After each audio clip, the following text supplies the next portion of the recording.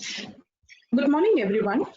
Thank you for joining the webinar on governance on anti-money laundering framework.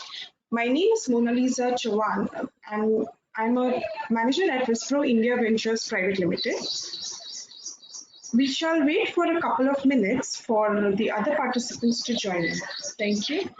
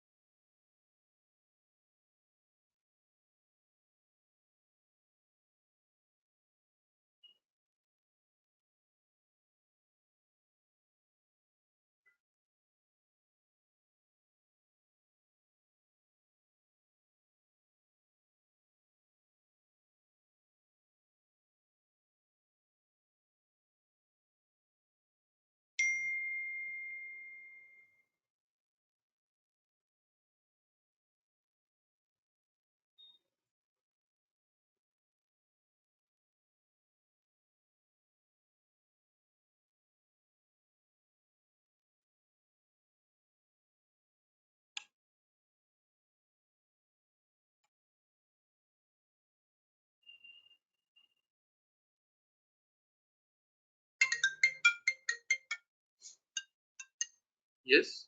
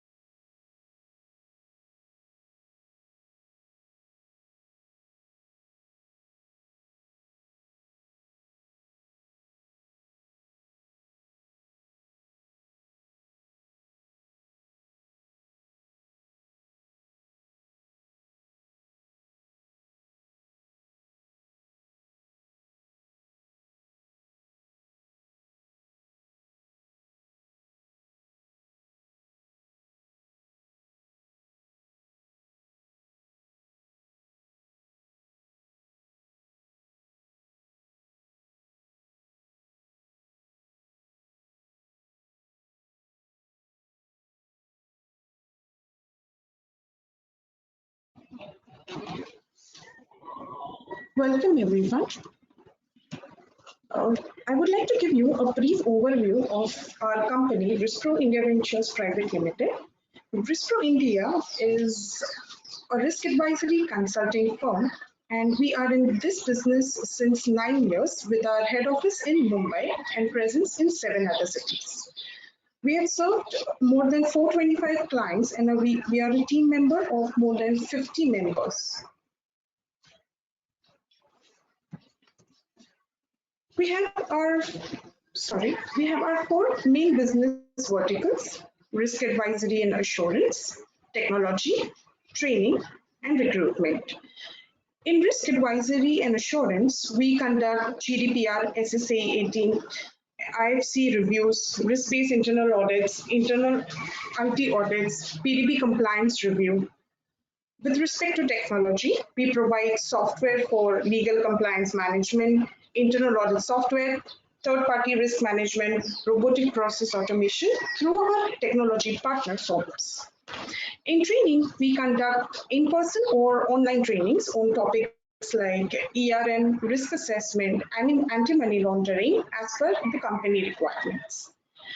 In training, we provide full-time or part-time internal auditors and virtual risk managers for audit and risk requirements. So today's webinar is for 90 minutes. If during the webinar, all the participants will be on mute mode, that is listen only mode.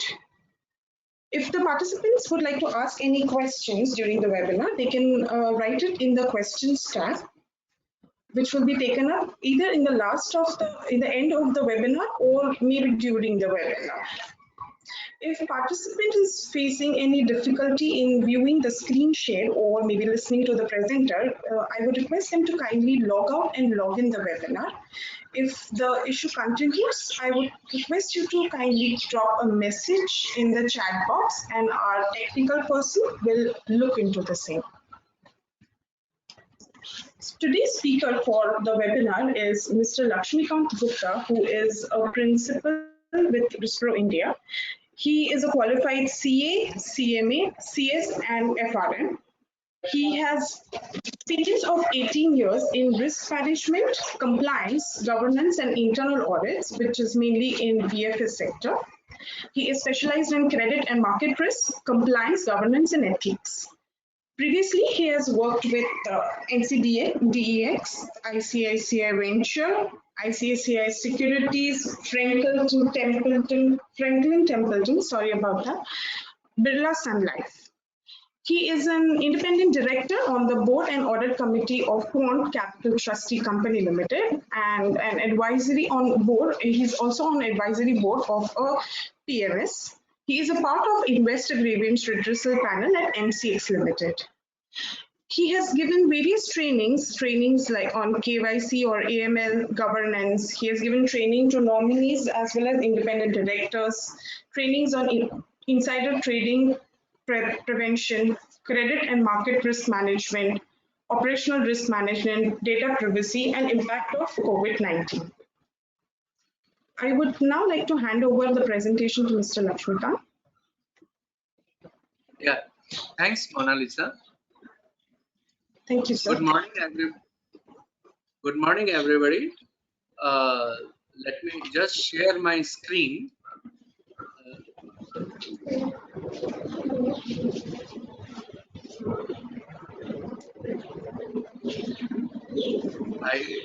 I hope everybody can see the presentation from my side, the first slide. Yes, sir. We can see the someone can just. Okay. Let me convert into full page. Yeah, it's on the full slide presentation, full page slide presentation. So good morning again to everybody, and thanks for attending the same. This time, in fact, we will take up this for 90 minutes, as my colleague informed. KYC AML by itself is a very wide chapter, vast chapter, which will ideally take one full day. However, we'll try to cover up within 90 minutes the basic and the more important aspects, the like latest amendments and the practical aspects. I may skip or just take in brief about the basic pillars, which almost everybody know, that why KYC important and what are the risk in anti-money laundering, three steps of money laundering. All those things I think you must have heard at many other webinars. So I will not focus that much on those basics, but will focus on the latest updates and developments and various practical aspects thereof. So I remember my journey when I joined ICICI Bank as a fresher in 1996, 95, 96, and opened my first banking account in ICICI Bank. That time they did not ask me anything. PAN, Aadhaar was not there. They did not ask me anything. Just employment card of ICICI Bank was enough. So I remember thereafter this Y2K thing came, 2000, and anti-money laundering KYC has gone from journey of Y2K to KYC now. So I will just brief very shortly how the journey has been from Y2K to KYC. And Y2K, I think many of you must be aware that year 2000 project, when various computer systems was working on YY and not 4Ys. So, and these are the 20 years when KYC and anti-money laundering has increased its relevance. There has been a lot of relevance of the same, because what is haunting the world today are definitely four major aspects. One is a third-party risk management, third-party risk, second, cyber security, third, governance and fraud, and fourth, definitely anti-money laundering, money laundering or anti-money laundering. So this is definitely a very much relevant chapter as of today, even 2 decades after this anti-money laundering initiative started. So let me just take it up quickly, and we'll focus more on the relevant aspects. These all are explained by my colleague. The disclaimer, it is important here because we may refer a few names, individuals, bank entities, or any other corporate's name, but just those are just for academic purposes, without any intention to harm the reputation of those companies. In fact, internally we believe that globally all the companies have still more scope to improve on anti-money laundering initiatives. So it's not just hinting to a few companies, it's for every company to keep on improving. So let me just a second, let me just start the webcam. Yeah.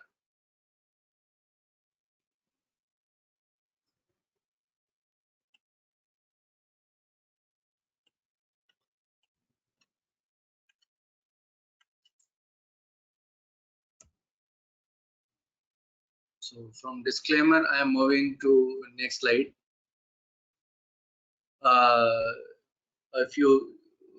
We all are aware about these terror attacks, which are definitely the result of the funding to certain terrorist groups, and those fundings ultimately led to such attacks or any other such illegal activities.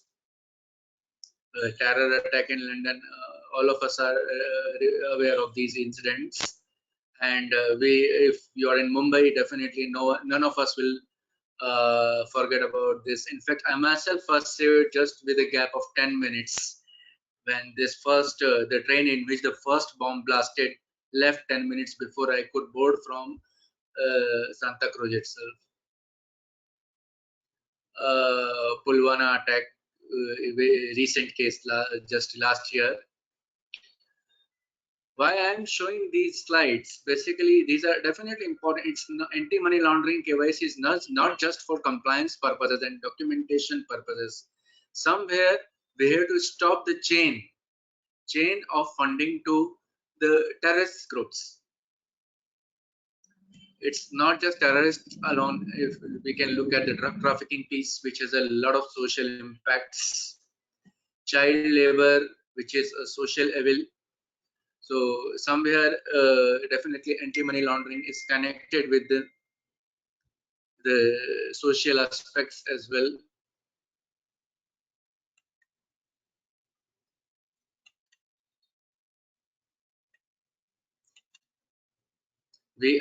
Personally, I feel that anti-KYC and anti-money laundering is not just compliance matter, it is also a risk management related matter. In risk management, there is a new concept of ESG, environment, social and governance risks. So definitely anti-money laundering, KYC has a lot of connections with all the three aspects, which I will just brief as we go ahead with this journey.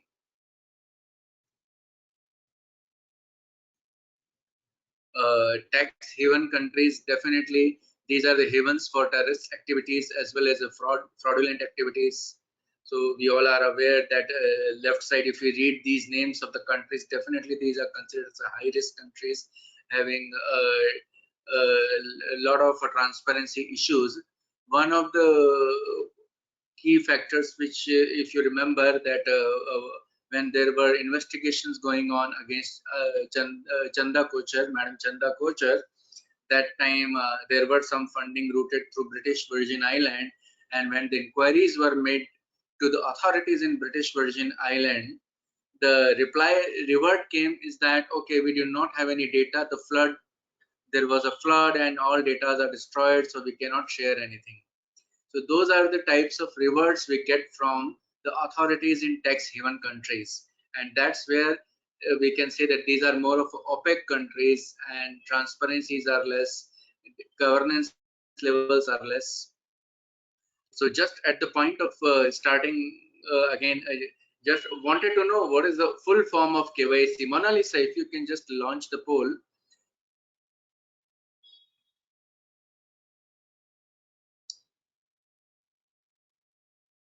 To say it is a very simple, but many a times many of us get confused with the full form of KYC. Have you launched the poll, Mona Lisa? Yes, sir. Yes, sir. Yeah.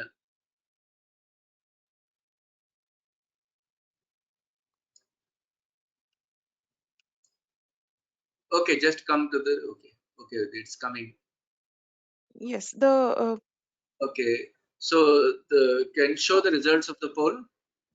I will just close the poll now. I can see the results of the poll is 90% know your customer. That's right. But in fact, I am surprised to see other two options. 5% has said know your client, and another 5% said know your counterparty. So the true answer is know your customer, and whoever has given reply as second and third option, know your client or know your counterparty, probably there's a need to have a more emphasis on the KYC culture and know more about the KYC and implement KYC ML much more effectively. So it was, of course, this poll was a sort of starter, and we can go ahead with this now. Mona Lisa, if you can close. Yeah. So next, so coming to the money laundering piece, in brief, there are three definitions jotted down here. All the three definitions, instead of reading the definitions, let me just give a snapshot. All the three definitions have some common words. The common words are concealment and disguise. Ultimately, money laundering is summarized into these two words: concealment and disguise. Both of these ultimately mean that, okay, covering something or hiding something, giving a different shape to it, and that's what is the money laundering. The other two important words in the first para are possession and use. These two words has a lot of relevance. I will come to the relevant slide, and that time I'll again remind what does these two words mean. In short, if you are holding certain funds which relates to tainted property, relates to money laundering related activities, you are also caught at the same time because you are further promoting the same activity. In the first para, which is a PMLA definition, Prevention of Money Laundering Act definition, the bolded portion is one which was added after 2012 amendment. Hence, this 2012 amendment added the aspects of concealment, possession, use. Even Interpol definition has the same words: concealment and disguise. KYC, know your customer, just now we saw, it is not just PAN card plus Aadhaar card. Generally, we feel that KYC karna hai, so let's carry PAN card and Aadhaar card. Even the bankers and the other entity feels that if there is a PAN card copy, Aadhaar card copy is self-signed and all those, KYC is done. But KYC is not just that. No, KYC means actually knowing your customer. It's not just PAN card, Aadhaar card. You must know what is the type of customer, what is his occupation, what he does, and what type of transactions he may do to really identify the true identity of the customer. KYC is, of course, initially one-time process at the time of onboarding and later on whenever required again. While money laundering, anti-money laundering is a dynamic process, which is more of a monitoring related approach. So as I informed that it is having anti-money laundering or KYC process is not just checklist item. Just by doing a checklist, we are still ignoring a lot of things. Like just having a seat belt do not save us. We need to drive carefully, we need to drive slowly, we need to take care of signals, and just having a seat belt is not enough. So that's what this slide want to show. What else is required is a customer due diligence and enhanced due diligence. Customer due diligence is basically the initial, more related to initial KYC, initially knowing the customer and identifying the risk of the customer. Enhanced due diligence comes when after CDD process, after customer due diligence process, the customer is identified as a special category customer or a high risk customer. So during KYC process, immediately next is CDD, and after CDD we do risk assessment, or categorize that customer into low, medium or high risk. And if we find that CDD result as a high risk category customer, immediately we go for enhanced due diligence, which is much more subjective and goes on self guidelines. Enhanced due diligence, certain examples: PEP, politically exposed person. It's not politically influenced person, it's politically exposed person. Basically this includes all the personals connected with the politics and the government, including senior executives of state-owned corporation. This is something we may miss out, like for the public sector undertaking or state-owned corporations. If you are a part of the KMP or senior management or chief executive officer, you are also politically exposed person. Plus foreign diplomats and persons holding positions in UN and World Bank. The main thing you have to look at it is in last three boxes. Verify public information about this person, whether they are actually PEP and to what extent their domain area, their influence area can go. Secondly, identifying the sources of funds. We can ask them more questions to identify the sources. And within the organization, you get it approved through some senior level, maybe from chief executive officer or from anti-money laundering committee. Just the compliance officer should not approve such cases.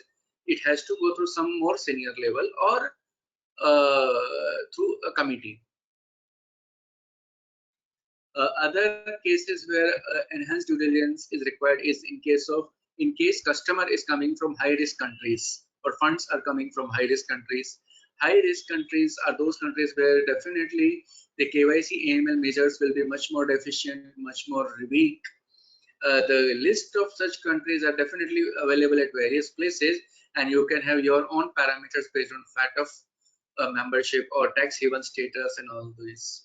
In addition, high risky businesses relates to those areas where the value of goods cannot be easily identified, like antique piece dealers, antique dealers basically, where the value cannot be identified, and antique items can be used as a churning of money for laundering purposes.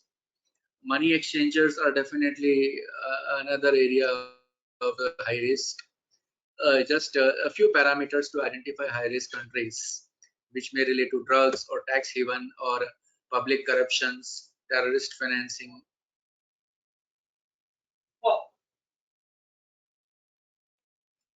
And some examples where customers can be considered as a high risk as customer type. If, as I mentioned, that if customer is PEP, NRI, trust, charity, or NPO, definitely that can be considered as high risk.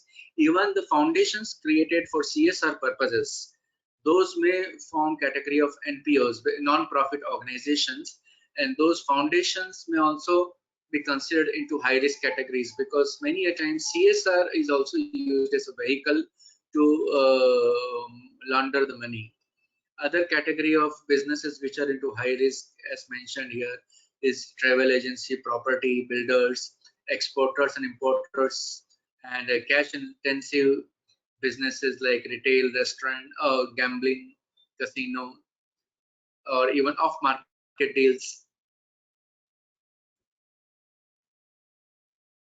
Private banking clients are definitely should be considered as a high risk clients because of the large scale of money involved, unless we completely know the occupation and the funds from and the sources from which funds are coming. Behavior pattern or transaction pattern can be used to identify whether those customers can be considered as a high risk. Next aspect is the name screening. Unlawful Activities Prevention Act, in short we say UAPA, section 51A talks about name screening of every customer while onboarding and regularly to identify whether his name is in the list of suspected persons into terrorist activity. This is required to be done for new customers and for the regular customers as well over the period of time. Even one case, if you see the bullet point moratorium, now there, because of this COVID thing, there was a moratorium given to various borrowers. If moratorium is given to the related party or by the bankers or by the lenders, definitely it is a case of raising eyebrow, and as a compliance officer you should go into the depth of it to identify if there is any governance issue in that, or if there is any kind of money laundering related issues in that. Employment, we all know pre-recruitment and existing employment. Even vendors and contractual staff should be screened through negative list. It's not just KYC piece, but negative list screening should also be done. Many a times vendor contracts are for 3 years, 5 years, like that. Then also once in a year name screening must be done, because that vendor may change his occupation, may start any other occupation, his background may change, or his close relatives' backgrounds may change. So that's why doing a name screening at least once is a must.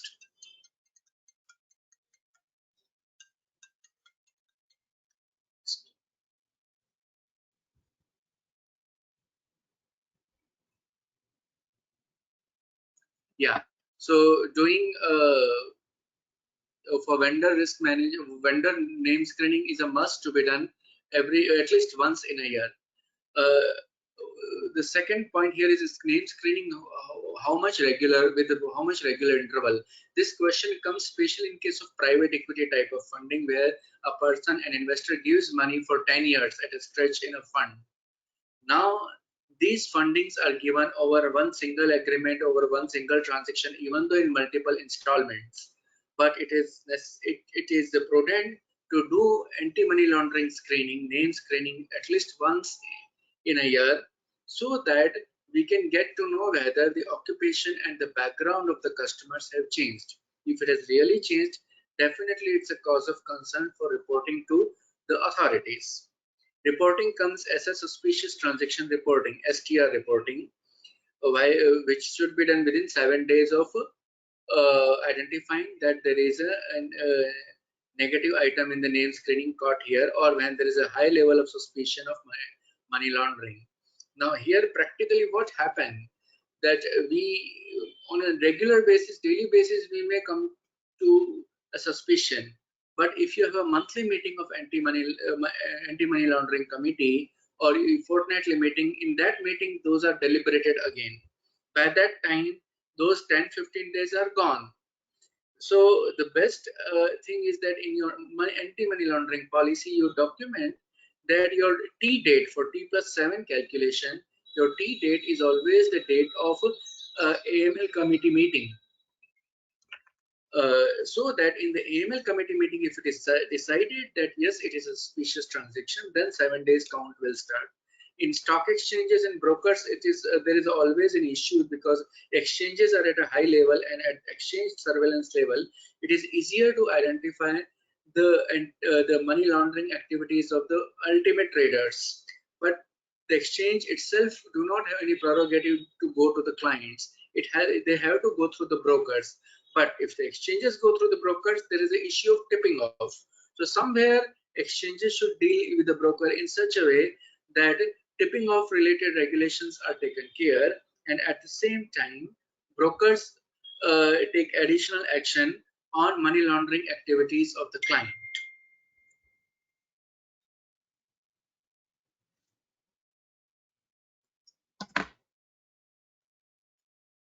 Sensitive item one, this is a very important aspect. We all may tend to get confused that whether receiving money is more sensitive or paying money more sensitive, which is to be monitored much more closely. In a nutshell, let me tell you, receiving money is much more sensitive. Monitoring receipt of money has to be done much more closely, because once you are receiving a money from tainted sources and holding it, you are in possession of that fund. If you remember money laundering definition, possession and use of money.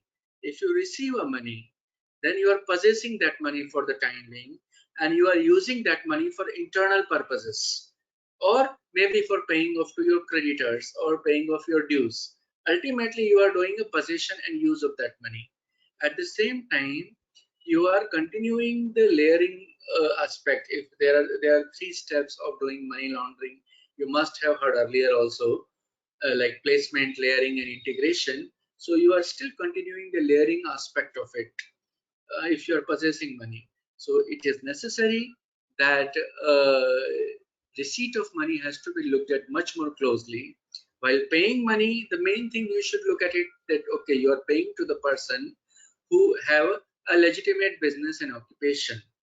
While receiving, definitely you must take care that you should not receive money from tainted sources, or are you becoming a part of the chain of the layering. A few illustrative list of the suspicious transaction, like a multiple bank account, huge withdrawals and deposits. Huge deposits are again the receipt of money. Nature of transactions inconsistent with the business. For example, a pharmaceutical company is buying engineering machine, is buying the textile looms. So it is an inconsistent transaction. Foreclosure of home loan by the borrower by paying lump sum. You are receiving lump sum money. It is a receipt of money, that also lump sum. You should look at it much more closely. For false identification given. Once false identification is given, even though the customer says, oh sorry, I gave the wrong paper, you should be able to create a suspicion out of it. Then huge off-market trades, frequent purchases of drafts and other negotiable instruments. Definitely frequent purchases of drafts for the banks, it's again receipt of the money. Free look period in the policies and cancellation of the policy.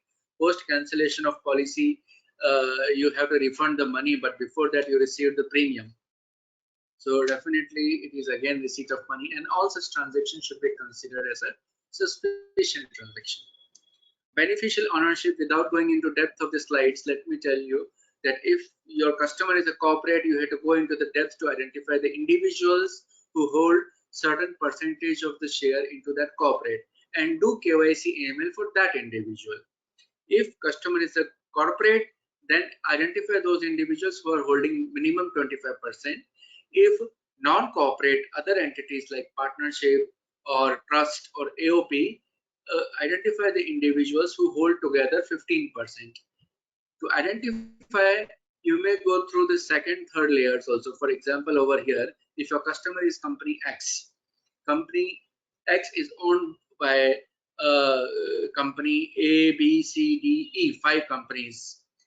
In this situation, ultimate individuals are A, B, C, and Mr. Smith. You can identify A is holding indirectly 20%, B is holding 20%, C 20%, but Mr. Smith is holding 40%, 20 plus 20%. So Mr. Smith is holding more than threshold of 25%, and you can do additional KYC anti-money laundering checks on Mr. Smith also. Of course, you must do for the corporate as well, X company as well. FATF, Financial Action Task Force, the origin is in the Second World War. During Second World War, Allied group was monitoring the activities of Axis power. And while monitoring, they were trying to identify the funding sources of Axis power. And that's how the main activity has later on converted into the present status of FATF. After Second World War, FATF was almost dormant. Its name was something different. In 1989, its name changed to FATF on the initiative of G7 countries. Currently, 36 countries are members with 2 regional organizations. India has been admitted as a member in 2010. Its objective is definitely to provide policy guidelines. It's a policy-making body, and necessary political wills are created by FATF. Last bullet point, 9/11. Now we all know about 9/11 in 2001.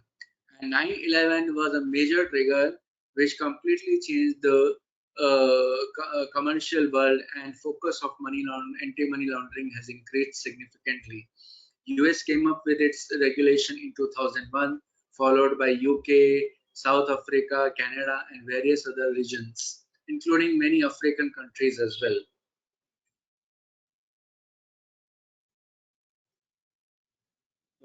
Coming to PMLA, very short brief preamble says 3 aspects. First, preventing money laundering. Second, confiscation of property, which is tainted property, so to give power to the authorities to confiscate. And third, to punish offenders. PMLA came in 2002, was effective from 2005, was amended frequently in last 10 years. It extends to Jammu and Kashmir. Its starting date, there is no starting date. Even if you received any money, even before the act, even before 2000, those money receipts can be considered as a proceeds from the crime or proceeds from money laundering activities. Along with this act, the anti-money laundering rules also came up in 2005. Section 41 and 67 says that okay, it's a matter of criminal procedures code and not the civil procedures code. Regular and Indian Evidences Act will apply to it. Last bullet point is interesting: whether PMLA is overridden by IBC, the bankruptcy code. Bankruptcy code, yes, it overrides anti-money laundering law. This is for to save the interest of the creditors. Bank, if there is any contract or any activity, or even if it is money laundering activity where the confiscation of assets or property, these may relate to depriving the creditor's right, depriving the lender's right. Bankruptcy code may trigger, and to the extent as provided in the law, will go ahead in saving the interest of the lenders and creditors. Even if the promoters of the company under bankruptcy code enter into some related party transactions which may be detrimental to the company, the authorities, the resolution professional can go to the adjudicating authority to make that contract void. So that way, IBC has given a lot of power to resolution professionals to provide to save the interest of the creditors. There is a special designated courts in each state. Government has notified after discussion with the high courts. It provides the act provides for provisional attachment and filing of the case with the adjudicating authority. There is one adjudicating authority and one tribunal in Delhi.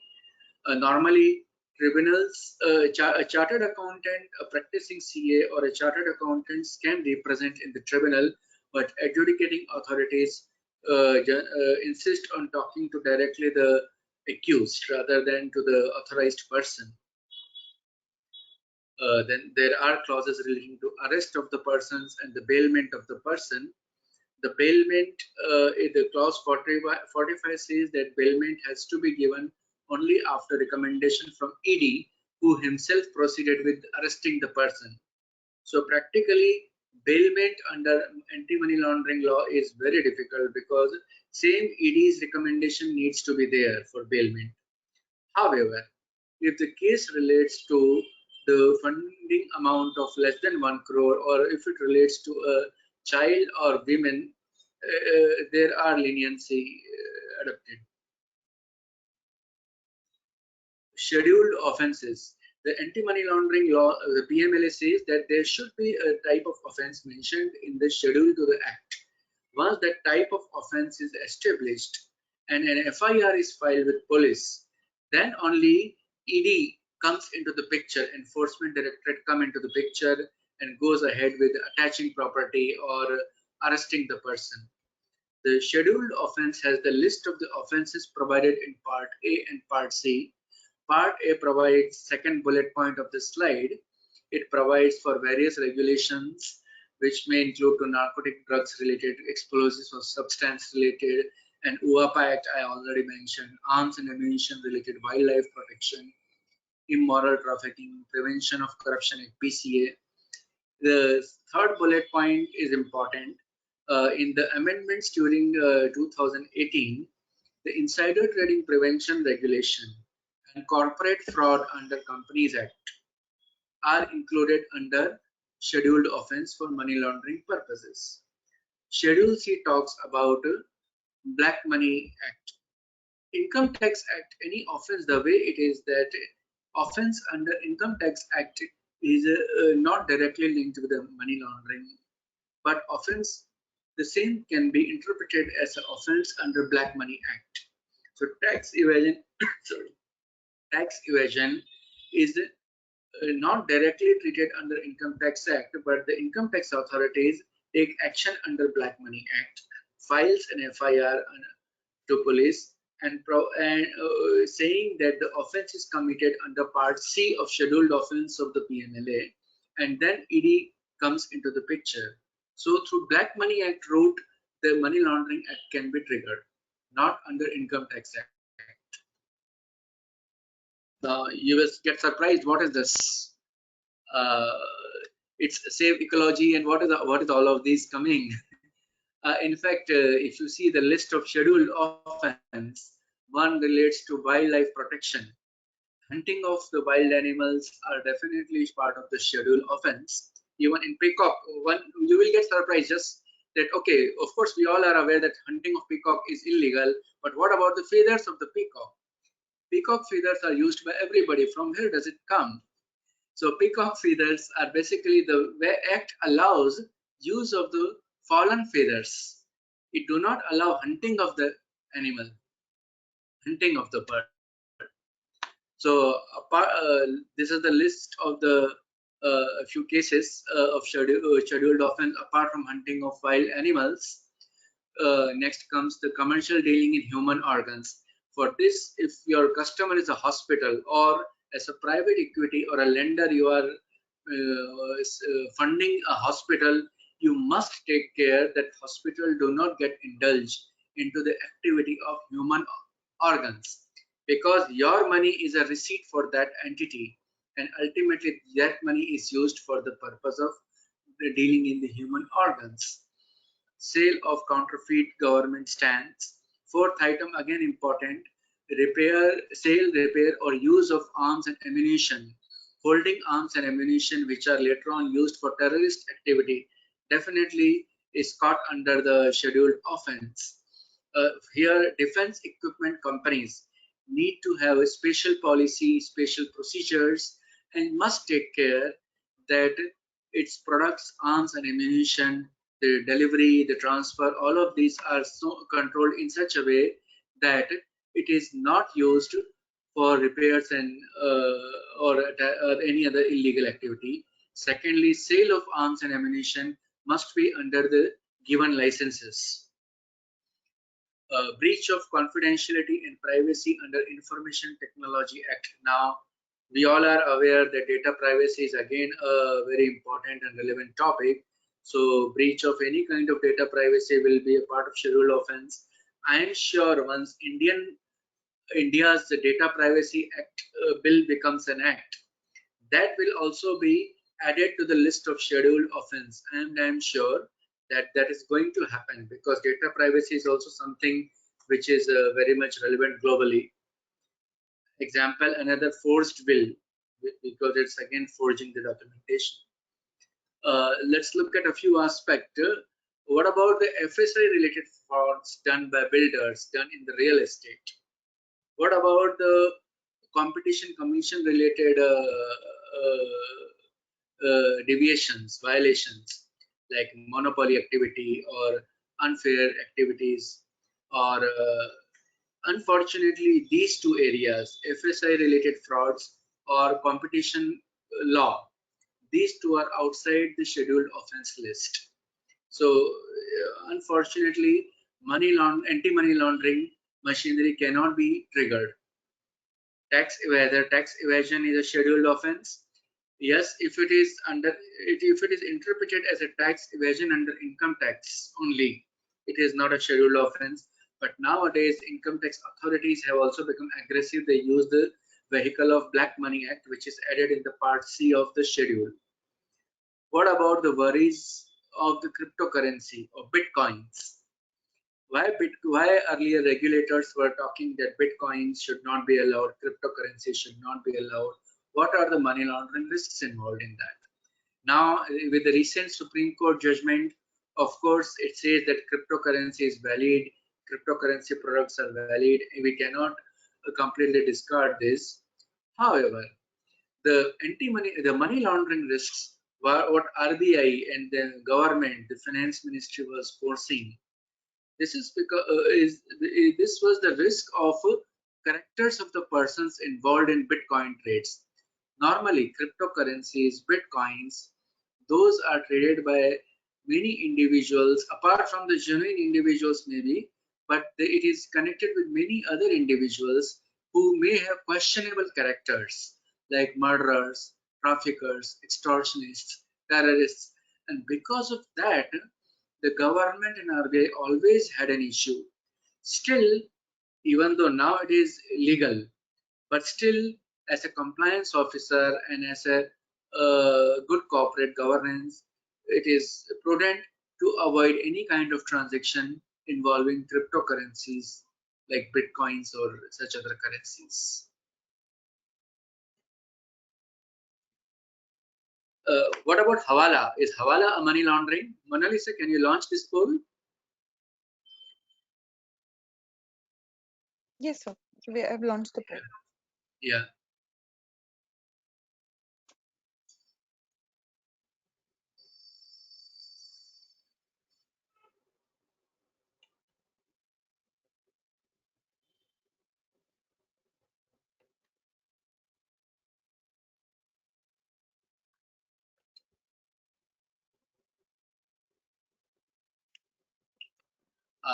Show the 5 results. seconds, I'll close the poll.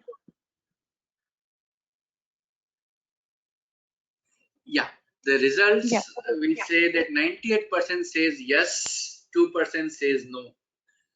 In fact, I would have been more than happy had it been the other way. I know we feel that Hawala has to do something with the illegal, so it's money laundering. I will tell you the background and how it is. Hawala is an Arabic term. In the past, Hawala in Arabian countries, Hawala means the transmitting funds, transmitting goods, transmitting services, using this transmission machinery to move something from one place to other. This was existing even in the ancient times. Over the time, this practice spread all over the world.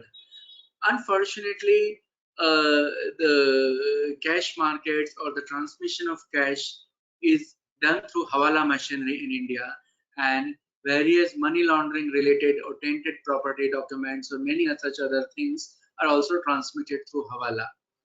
But it is, we can say, wrong conception. I mean, even I can say courier services. Courier services is also Hawala. So that way, if we take from a broader perspective, Hawala is not a money laundering activity, because Hawala may involve any legitimate property also.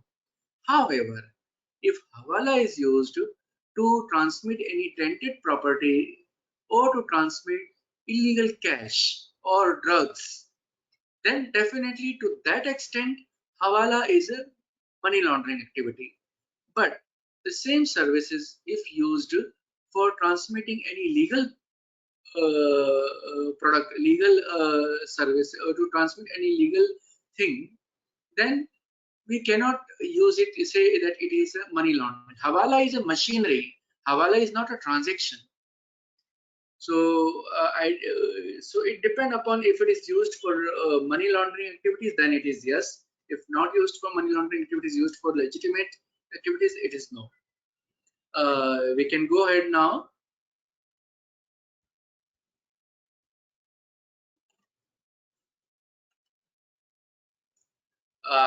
Now let's come to the amendments. As I told in the beginning that we will focus more on the amendments, the journey of amendments in last 10 years, I will quickly take the 2012 to 2017-18, and then I will move to the recent amendments of 2019-20. So 2012-13, the major amendments, Money Laundering Act had this money laundering definition, which I had indicated in the initial slide, that bolded lines, proceeds of crime including concealment, possession, acquisition, use.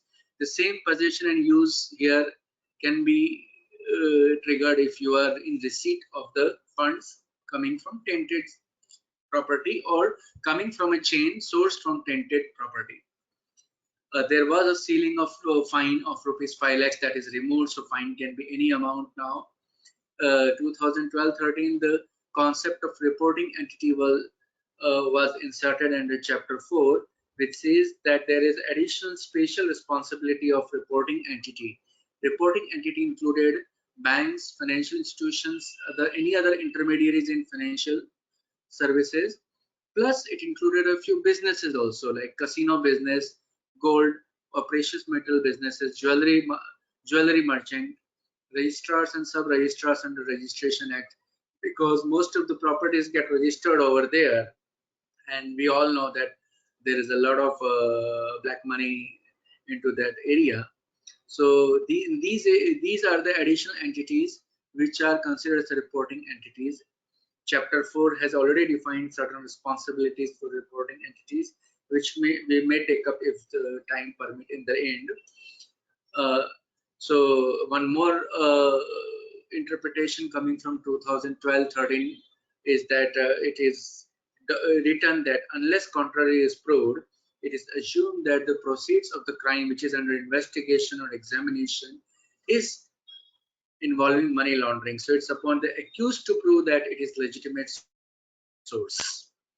2018 amendment, very important amendment. 1, insider trading prevention regulation was inserted in schedule.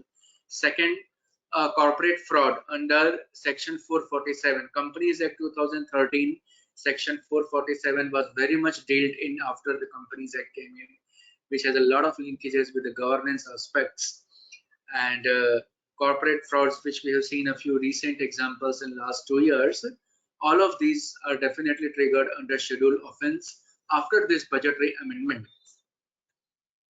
Budget 2018 also allowed the proceedings against property in India, which is equivalent to proceeds of crime held outside India. So if any anti-money laundering activity is outside India, which is a linkage with the Indian citizen and the activities in India, definitely his properties in India can also be confiscated. Fugitive economic offender, one more amendment, basically to bring on task the persons like Vijay Mallya and Nirav Modi. So the ED can take actions against them and can confiscate all the properties within India and outside India. However, this action can be taken only if the amount involved is at least rupees 100 crores. For the less than rupees 100 crores, the laws relating to fugitive economic offender cannot be triggered by enforcement directorate. Budget. Before I go to 2019, let me just take a snapshot of the few corporate cases in 2018-19. All of those relate to governance aspect. Before that also, I took the environment aspect, like anti-money laundering laws has a lot of linkages with the ESG, as I mentioned, environment aspect where, for example, hunting of wild animal, social aspect like child labor, or maybe narcotics, drug narcotics trafficking and all, human trafficking, human organs trafficking. And these are the governance aspect where the corporate frauds, corporate governance are definitely the key of ESG as well as anti-money laundering. So anti-money laundering and money laundering risk has a lot to do with the ESG, and personally I feel that money laundering risk is basically a subset of ESG risk. The cases we all are aware that ICICI Bank Chanda Kochar, ex-MD, was alleged to for the irregularities and corrupt practices for sanctioning 1875 crores, ILFS siphoning of funds through shell companies of the group ILFS group managerial personnel by way of collusion with the vendors and commissioning.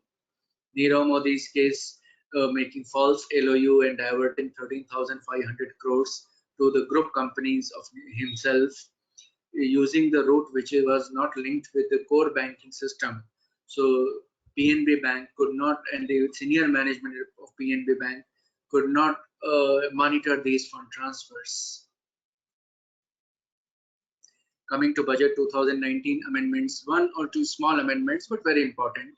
Earlier, the confiscation period for attachment of property was 90 days. In 2009, it is increased to 365 days, so that Enforcement Directorate have enough time to really go ahead with the confiscation, and it do not get stuck due to this limitation of 90 days.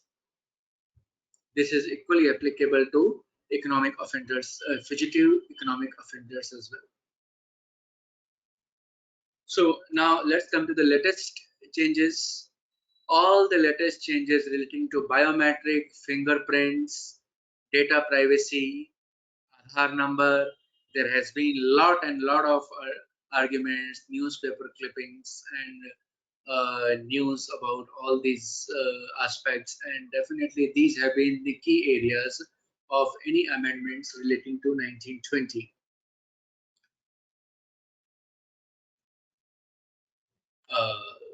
One or two amendments which do not directly relate to biometric and Aadhaar card.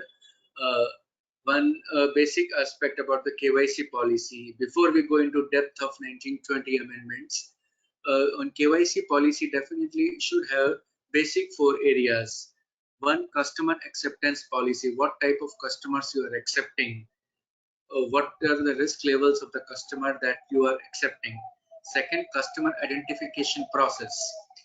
Customers are identified through KYC documents or OVD, officially valid documents, or customer identification process which may be video based or maybe in-person verification.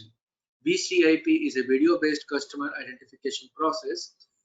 Second is in-person verification, where a relationship manager approaches the customer, or customer come to the entity's office, and then relationship manager deals with the customer and knows the customer.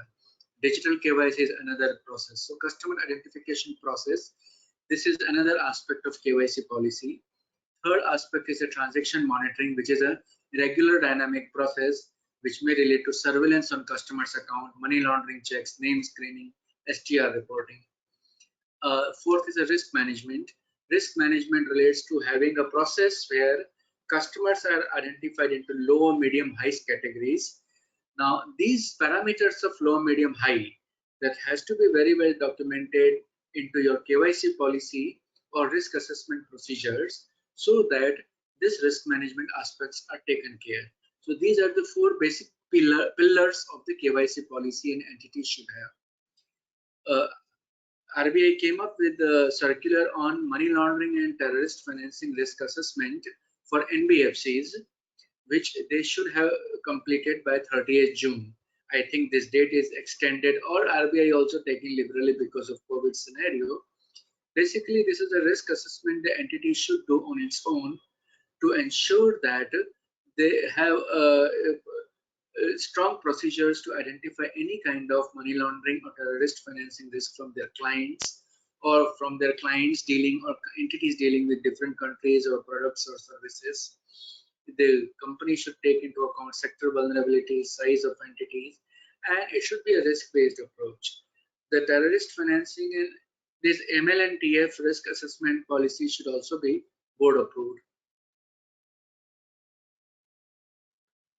So coming to 1920 regulatory changes, as I told that if you ask the foundation of these changes relate to 2007 judgment of Supreme Court in Puttaswamy versus government. In that, Supreme Court has laid down that data privacy is a fundamental right coming under Article 21. Article 21 is talking about the protection of life and personal liberty. That's where it comes. Now, when this discussion started with the data privacy and fundamental rights, definitely Supreme Court had to examine the constitutionality of the Aadhaar number, because Aadhaar number had a linkages with the biometric information, biometric data, which is definitely a part of the data privacy matter. Supreme Court ultimately in September 2018 gave a verdict that the compulsory use of Aadhaar number should be banned. Section 57 of Aadhaar Act 2016 was considered unconstitutional. This section was saying that the Aadhaar number needs to be compulsorily provided whenever the entity on the other side asks for it, or whenever the procedures require this to be submitted.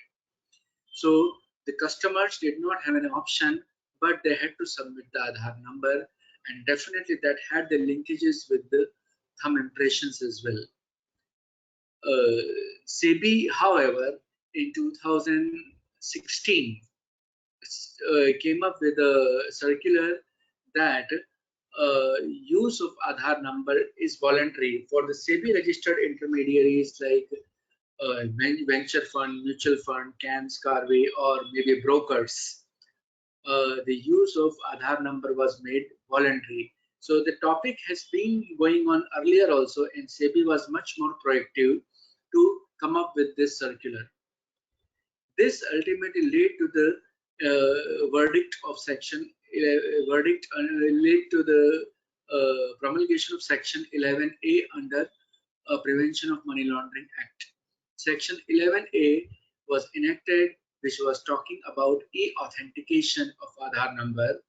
The procedure was adopted in such a way that customer has to use either missed call or OTP, and through a third-party entity, which is considered as a maybe which was is considered as a CIDR or KUA, which I will brief later on.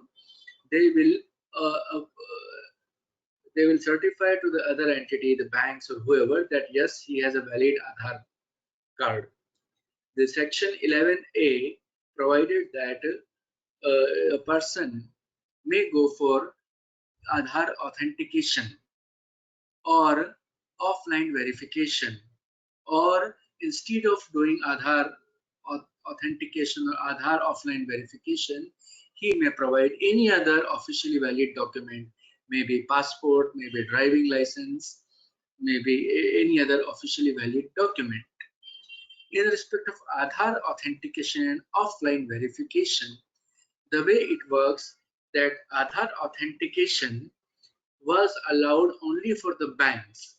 Only banks themselves can directly do Aadhaar authentication by asking an OTP. By asking an OTP, it goes through CIDR, it goes through the Aadhaar number agency, an agency of the government which maintains the Aadhaar number, and ultimately banks are satisfied that okay, by providing OTP, the customer is definitely holding the valid Aadhaar card. That was e-Aadhaar authentication. Offline verification is basically where the person do not want to go for e-authentication. That time the relationship manager of the entity will meet the client and will check the possession of Aadhaar number. By checking the possession of Aadhaar number, the customer may label the Aadhaar number, may cut the Aadhaar number on the copy, and the relationship manager cannot ask the Aadhaar number. He has to just check that the person is possessing the Aadhaar number.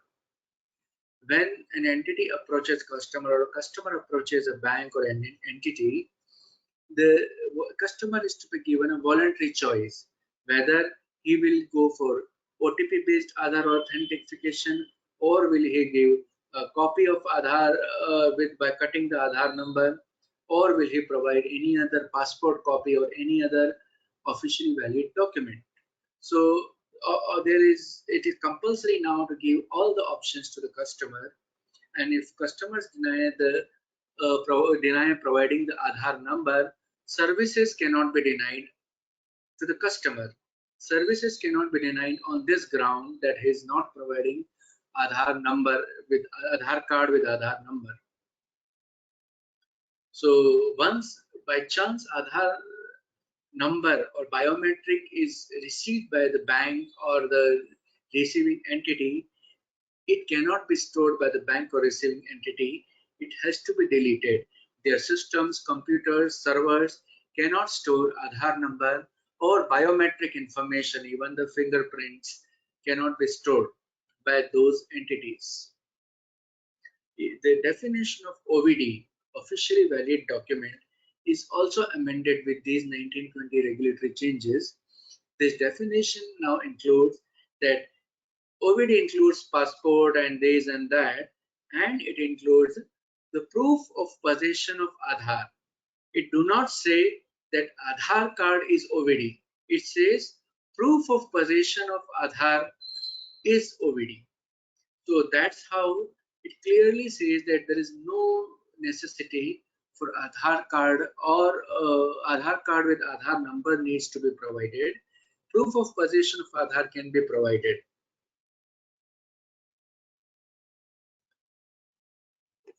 Okay, here first thing coming back here, if you see the section 11A, Aadhaar based e-authentication is allowed only for banks, that is asking the OTP and all those. However, for other entities, they did not have this option that time.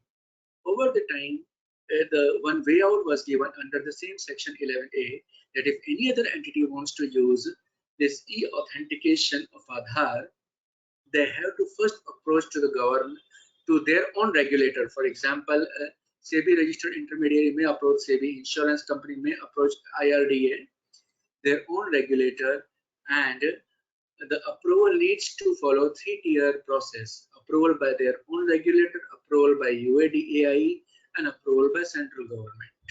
Once all the three entities approve, then that entity is allowed to use the process of e-authentication. SEBI thereafter came up with it after this section 11A was promulgated in February 2019. Later on, SEBI came up with its own circular in November 2019. SEBI circular in November 2019 was of course directed to SEBI's own registered intermediaries. It says that there will be a few agencies who will be designated as KYC user agency, KUA. These KUA will be those agencies which also went through approval process of three-tier approval processes and were approved to become KUA. If an agency becomes KUA, KYC user agency, they are authorized to do e-authentication. They become those intermediaries, and any outside entity can approach them, like any stockbroker can have an agreement with KUA, and that broker can get OTP based e-Aadhaar authentication through the vehicle of KUA. They will have linkages with the KUA, which will have linkages with the OTPs given by the customer. So it's indirectly, I can say the UIDAI activity is partly transferred to these KUAs also. If a broker wants to use this facility, they will have to enter into an agreement with KUA, and this broker will become sub KUA.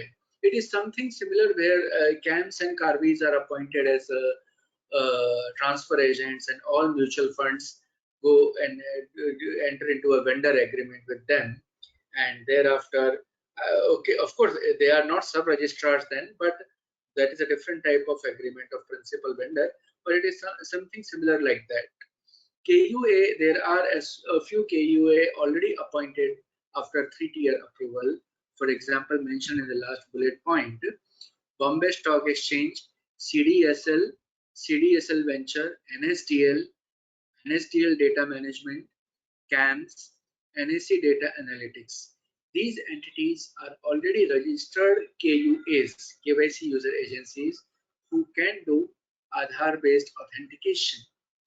And any other entity who wants, any other broker who wants to use their services, they can be sub KUA after entering into an agreement with them. In April 2020, SEBI came up with another circular where it encouraged the technologies like eSign, VSIP, that is video-based customer identification process, online app-based KYC. These additional technology initiatives were encouraged by SEBI.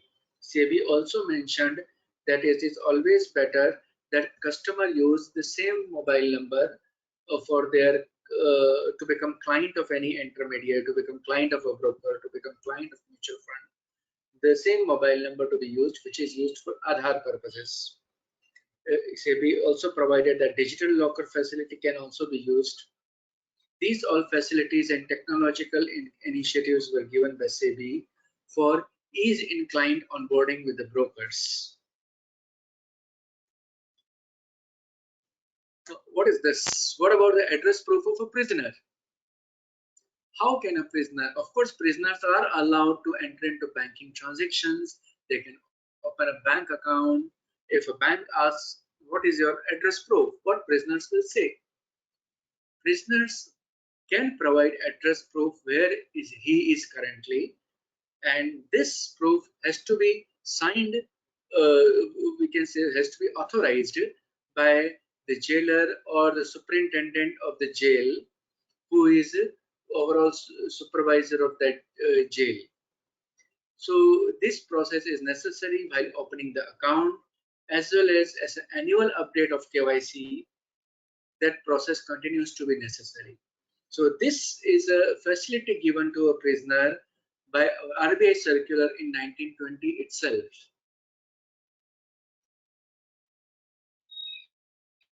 Coming to the other regulatory changes, let me see if there is any question. I may take up a couple of questions before going ahead.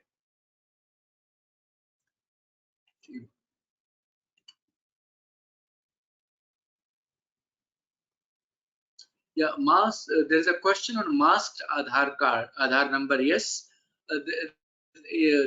masked Aadhaar number can be provided. What happens if you go to the website relating to Aadhaar card? They have a facility that you use different masked code. Aadhaar number is a genuine number, but it can be masked as per the functionality of that website, that you mask it with some other code. That masked code we say is a virtual Aadhaar code. That virtual Aadhaar code can be given to the banks or any other entity.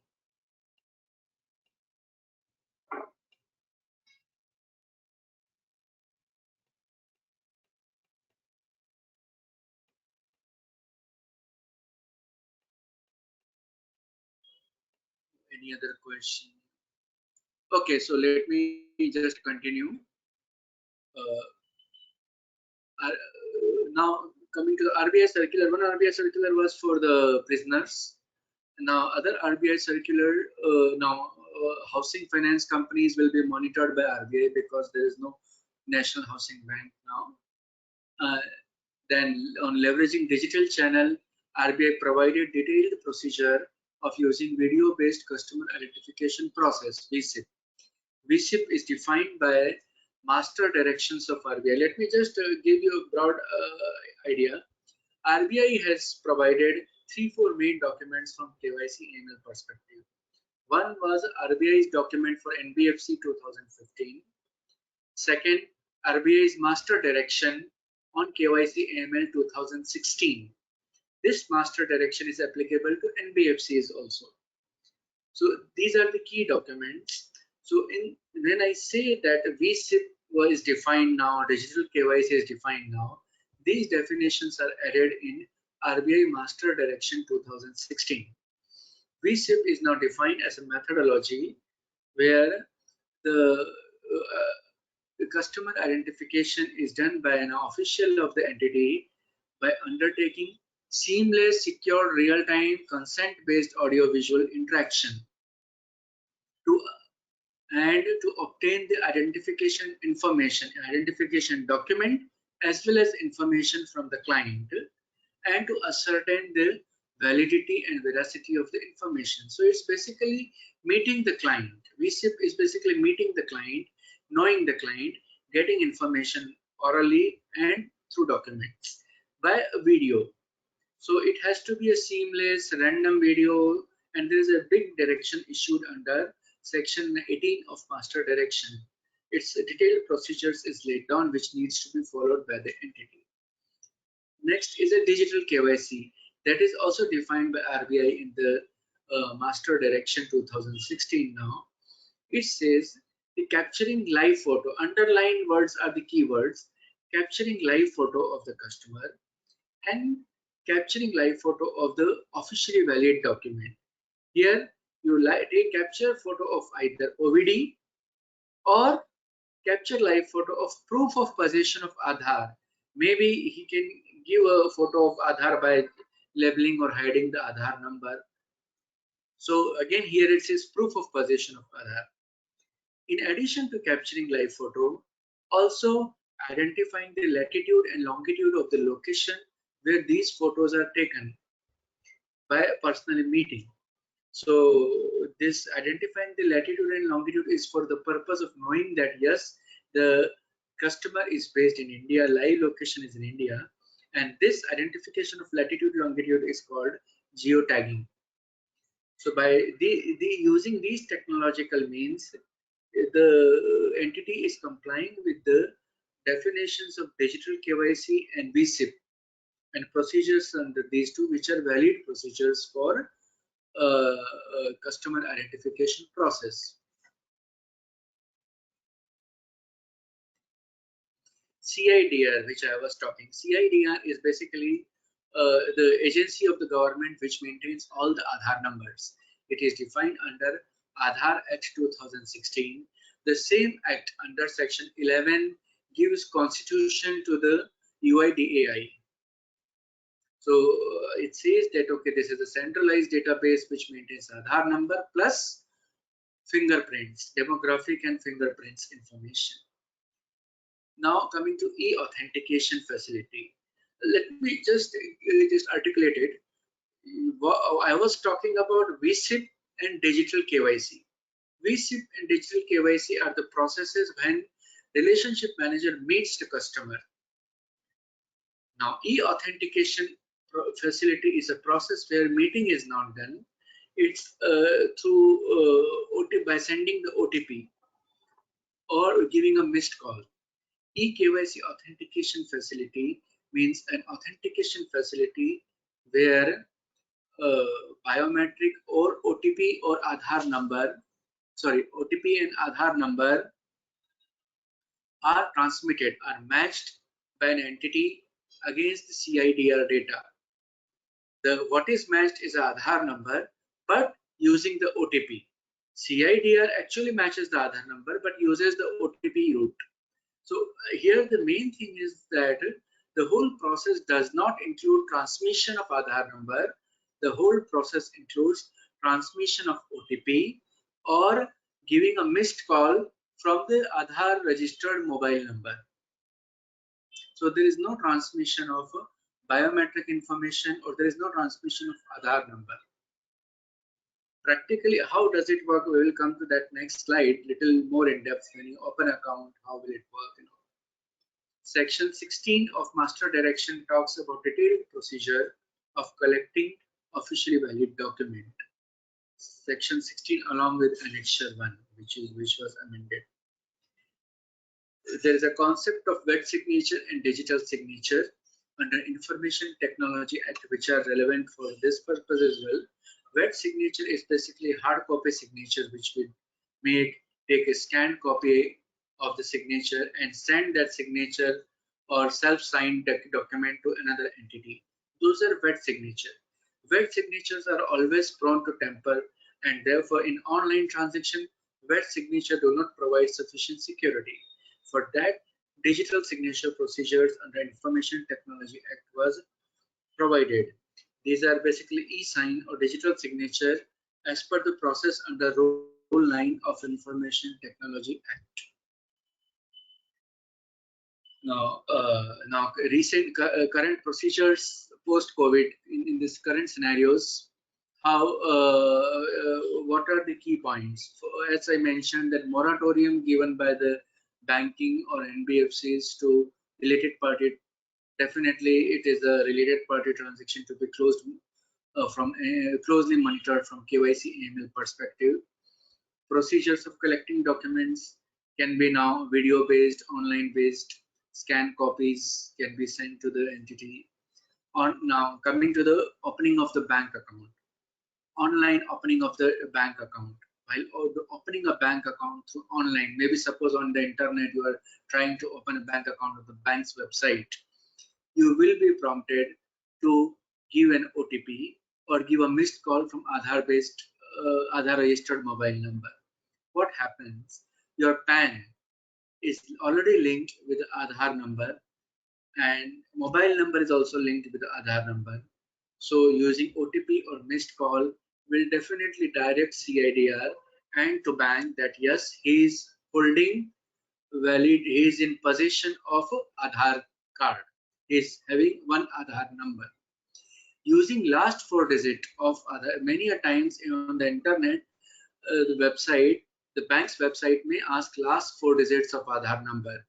Providing last 4 digit number of Aadhaar number is not a problem. For that, I mean that still you can provide, but providing full Aadhaar number was a cause of concern from the angle of data privacy and for Supreme Court. In case of in-person verification, where relationship manager comes to the client's place, there again the same thing, that you are directly he may ask your fingerprint on a machine, and by giving the fingerprint, or if you don't want to give fingerprint, just by giving the PAN, he may ask you to provide an OTP or missed call from registered mobile, and that you have to do. OTP needs to be provided or missed call to be provided, where the machinery, the system of the entity will talk to Aadhaar number database entity. It might be CIDR or it may be KUA, and that's how validity or the certification, or we can say validity, can be given that yes, this customer is holding in possession of valid Aadhaar. It does not give Aadhaar number, it just certifies that yes, he is in possession of Aadhaar. The other issues in the COVID scenario is that when you collect these information, how will you check, where will it get stored, whether in the servers or on the desktops of the users working from home? How with the operational persons will check from the risk categorization perspective, how the records will be verified. Those all are general challenges which are there during working from home. But because anti-money laundering is a serious matter, definitely it needs to be taken care seriously. Now, there are RBI norms, as I mentioned, that NBFC regulation for NBFCs in 2015, then Master Direction 2016 is there. For NBFC, there is another Master Direction, NBFC, non-systemic NBFCs. That is talking more on the other topics of the capital adequacy. So RBI norms broadly talks about the procedures on the customer due diligence, enhanced due diligence, OVD. It also specifically lays down for special procedures for 2 NBFCs. One, which are into gold financing, financing based on the gold collaterals. For those NBFCs, they needs to have a separate board approval policies and should take adequate steps to identify the risk categorization of the entity and to do enhanced due diligence wherever risk categorizations are high. Other type of NBFCs who are into co-branded credit cards. In the co-branded credit cards, where NBFC is not from banking entity, which do not have a banking holding company, those NBFCs tie up with any other banking companies. In any case, it says that KYC AML should be sole responsibility of a banking entity and not the credit card NBFC. The NBFC can collect KYC documents, but its review, risk categorization, all of these should be the sole responsibility of the banking entities, because ultimately transactions goes into the ledgers of the banks.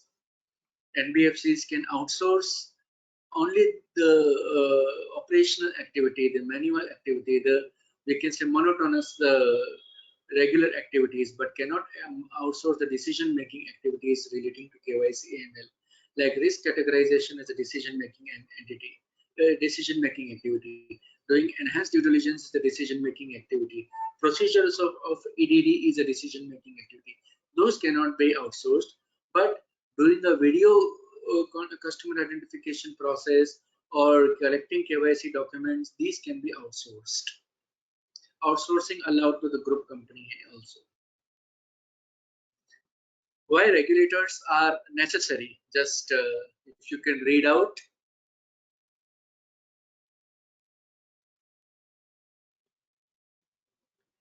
It says that if there is no regulator, there is no compliance. So even if there are rules, regulations, but without regulators, no compliance. And that's where the regulators are necessary. And that's where we talk about regulators into money laundering like FIU, Enforcement Directorate. Within entity, the quasi-regulator, we can say the key framework relates to designated directors or MLRO, or we can say principal officer. FIU and enforcement directorates are all. FIU is basically a part of the Department of Revenue of the government, which collects all the STR related data and collate those together, does the analysis and talks to FIUs of other countries as well. At the same time, it interacts with the ED also to provide the data.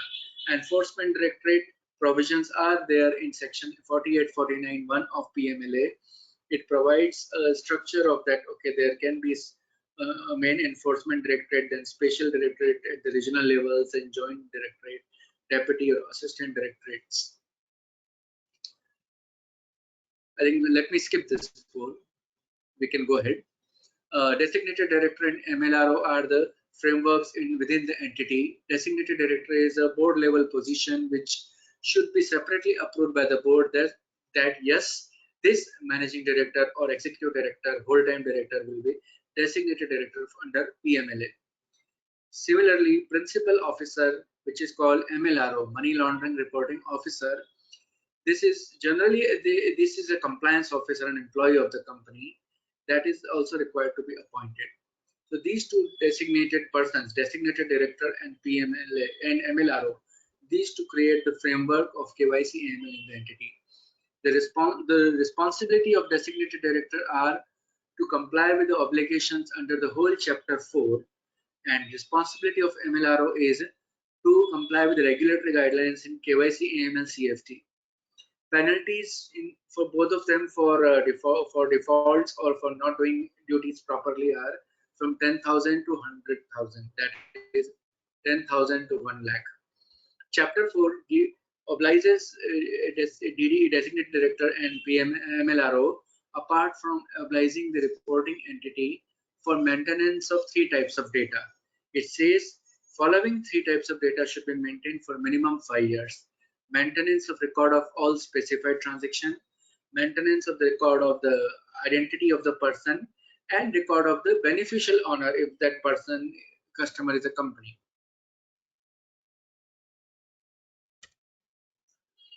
Bitcoins piece, I have already covered that. Okay, there were concerns because it is adopted by it seems to have been adopted by lots of persons with a questionable characters like outright criminals, murderers, traffickers.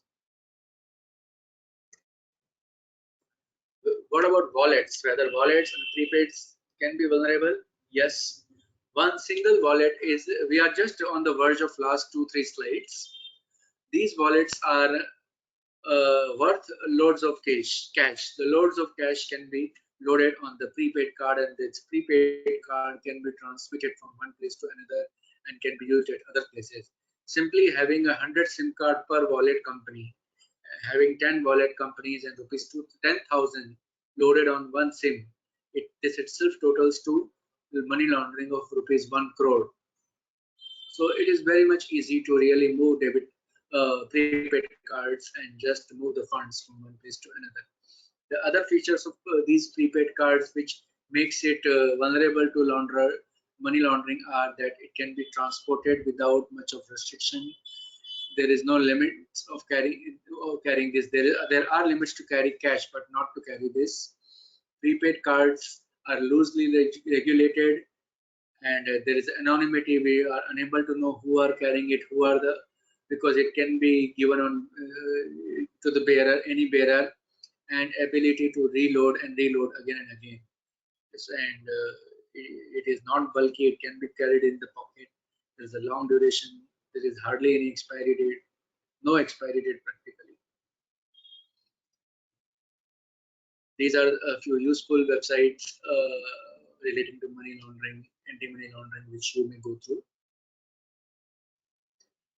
So now we are at the end of the presentation, and I will take up a few questions. This slide also have like my contact details, email ID, and mobile phone number, which you may note down or you can take a screenshot. And it's my pleasure if any of you contact me for any kind of query or any requirement or any kind of guidance. We are happy to really provide you guidance over the phone as well. So let me just see if there are questions. You may add up your questions now also. PPT will be shared later on. In fact, you will receive a recording link of recorded presentation for who is the governing authorities for the wallets. I'm not sure exactly, but partly I think like payment bank industry had evolved in between, which was regulated by RBI, and I believe there are this wallets may have maybe through payment banks or may have some sort of synergy in the business of payment banks. I think it has, if it has to do with the payment banks, it will be RBI.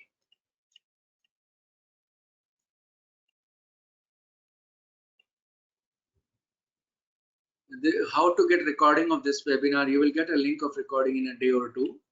All of you will get.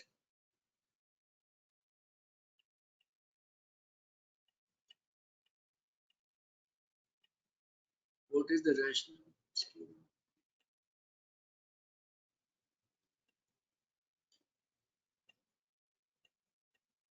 Let me just read through the question. It's not coming wide with me. Sir, after the Lakshmikant, sir, Yes, sir. Yes. after the last question you read, there is a question: is there a need to have specific qualifications to get into an AML jobs, especially one has experience in the non-financial risk field? There is no qualification is prescribed as of now. However, it is better that if there are any kind of course from IIBF or maybe from NISM, or NISM may not have because those are into securities.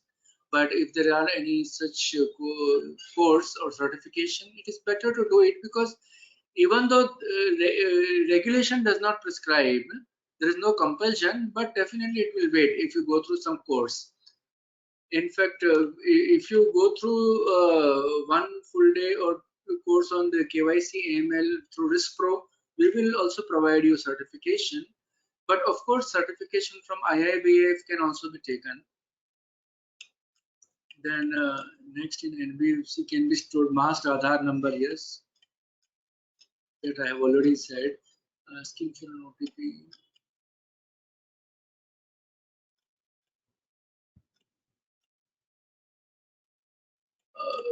Asking an OTP is fine. I mean, if because Aadhaar is not stored, but asking an OTP for storing is not fine.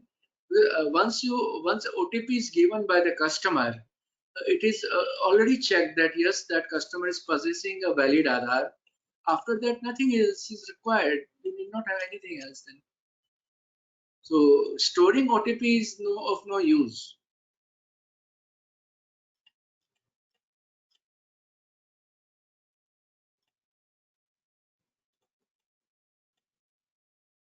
aggregated.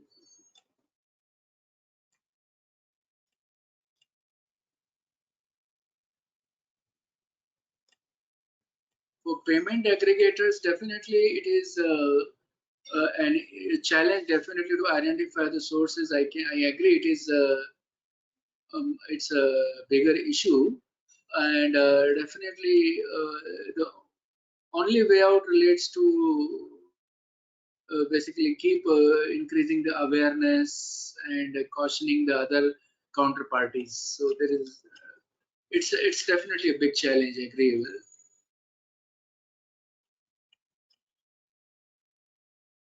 Masked Aadhaar number I had already informed. For NBFC, I have already indicated what is the procedure.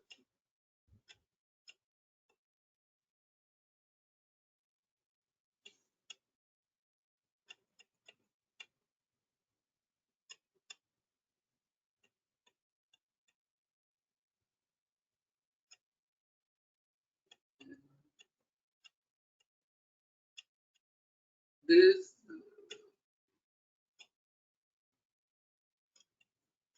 So we have time for a few more questions. So there is another question. ACAMS, which are the other known courses suggested in the banking environment? other known courses suggested in the bank.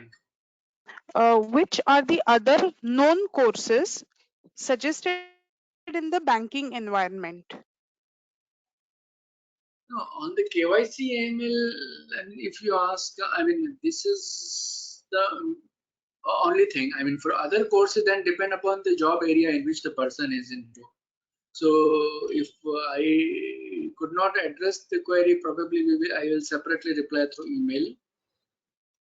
And there is a one big question from Mr. CA Manish. CA Manish, if you can just tell me, because actually I can't see the full question on my screen, so reading itself takes time. Mr. CA Manish Sheth. Yes, What is that? his question is there are two routes in proceedings. First route is ED, then adjudication authority, then tribunal, and then comes High Court, Supreme Court. Route Yeah. 2 is ED, then special courts. Both types of cases goes simultaneously. Please inform what type of cases goes in route 1 and what type goes in route 2. This, of course, I have to look into exactly.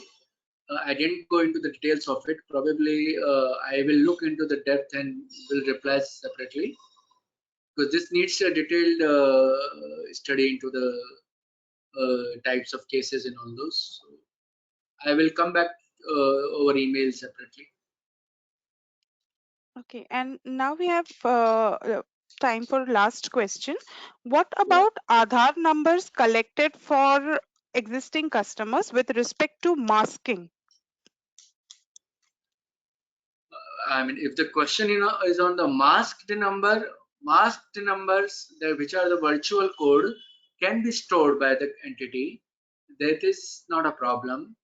But if it is not a masked number, but whatever number already collected earlier, maybe I mean, before the act came in, or already you have the Aadhaar number earlier, it is necessary to delete those database or mask those database on your own, because tomorrow I mean, it may create a problem. By chance any of the internal employee indulges into any fraud, the corporate entity may also face allegations. And once Indian PDP, data privacy regulation, comes in some on, it is just a matter of time that this can be an explicit instruction that if you have already collected before this 1920, this changes in 1920, it has to be either masked or deleted. So it is better that the corporates start adopting that process now only.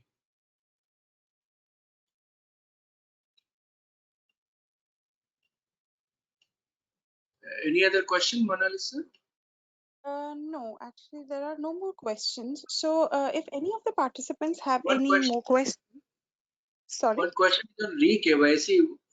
What is the frequency of re-KYC for existing customers? Yes, re-KYC, normally like banks are doing re-KYC every 3 years. They are getting the updates of the PAN and address proofs and all those. PAN updates, it's the same basically, but they are asking for re-KYC. Same way, it is better that in case of long-term contract, re-KYC should be done at least once in 3 years. My personal view that name screening, there are two parts: taking the KYC document, second name screening. Name screening has to be annual process, because for that you need not approach the customer internally. Through you just run your machinery negative list and do name screening. So name screening should be done at least once a year, even if you have 5-10-year contract. Coming to re-KYC, asking customer the valid document, it should be done ideally once in 3 years, because 3 years are a reasonable time. By that time, probably his addresses may change, occupations may change.